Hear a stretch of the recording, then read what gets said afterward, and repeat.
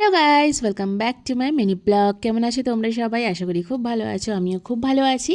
আর কালকে আমি আর মা দুজন মিলে সন্ধ্যেবেলায় বেরিয়ে গেছিলাম মাসকাবাড়ি কিছু জিনিস আনতে, যেটা প্রত্যেক মাসেই যাই, কিন্তু আমি মোস্টলি মানে যখন পারি নিয়ে আসি। কিন্তু কালকে যেহেতু বাড়িতে ছিলাম, সময় ছিল, তাই যখনই ভাবি যে মায়ের সাথে বেরাবো তাই ভাবলাম চলে যাই।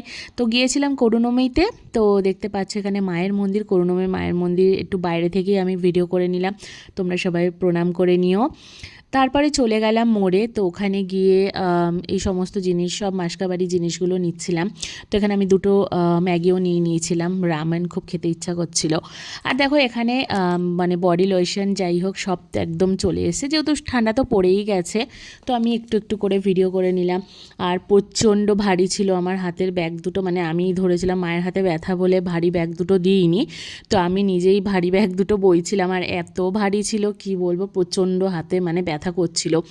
তো যাই হোক, তো ফাইনালি তারপরে আস্তে আস্তে সব কিছু কেনাকাটি হলো, ফল কিনলাম, এই সমস্ত যাবতীয় কেনাকাটি করে আসছিলাম। আর আমাদের এখানে না শীতকাল আসলেই দেখো কম্বলের এরকম দোকান দেয়। তো তোমাদের ওখানেও কি বসে কিনা কমেন্টে জানিও। ছোট থেকে কিন্তু মায়ের সাথে শপিং করতে বেরিয়ে আমিও কিন্তু বেশ ভালোভাবেই কেনাকাটি করতে শিখে গেছি। তো এটা একটা খুবই ভালো জিনিস। তো যাই হোক, তো এই তো ছিল কালকের একটা দিন। তো কেমন লাগলো মিনি ব্লগটা অবশ্যই কমেন্টে জানাতে ভুলবে না। ভালো লাগলে একটা লাইক করে দিও ভিডিওটাকে। আর তোমরা সাবস্ক্রাইব করছো না, প্লিজ প্লিজ আমার চ্যানেলটাকে সাবস্ক্রাইব করে পাশে থেকো। দেখা হচ্ছে আবার নেক্সট ভিডিওতে। টাটা।